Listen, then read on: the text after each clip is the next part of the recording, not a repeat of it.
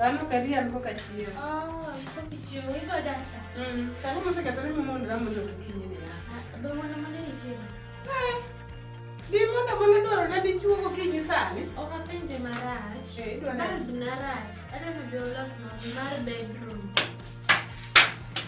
Wono monjo biolos ni bal. Kaki rwako rini. Gisi kati magi kanyono. Idwaro ni mondo chuora odhi e odi loso ni bal. Rwakruok na gi bulb donjo kanyo nade. Manje jowadu.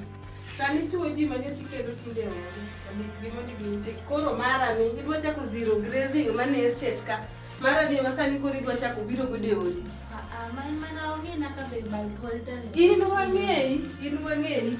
Chuora kodo njodi kanyo to kubikata wuok dhi manje electrician. An poka winjo gani mondo mondi en tiyo ga tij loso bal. Owada nyako. Ineno tindi mokeli e dhoda. Adwa ni mondo tingi kadhi kapok aluoki gi pi. To chuora to ka yudie, tabiro kata mondo goni gi asid. An gi kichupa. Manye marimbe to romo ji estate ka. Dhako nyake ka nika daga ngoma ka chuode ne to monyo la wigi oti. Akeno tiyo ga ngowa, akeni dilo, akeni ya.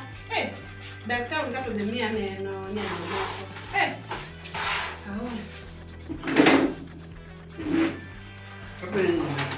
Kamu yuko kendi. Kamu kenda marach. Para ni estate ni tukono vijore mando kono wada wase kama minga. Nitendo bokane kata kadhi sikul, Januar pod bor. To tunaro badeno yino pote. Sani ma pesa pile ongeni deposit kora. Oke kata deposit. Betiro mara makema. Tendi tu rach. Kono nganya bena. Then chaka neki dodo kinya ka duong molo mai. Wanya dar wadhi da kuro. Gicheka nena ka koromo. Kasto binyisa. Ayu ko diwono modi.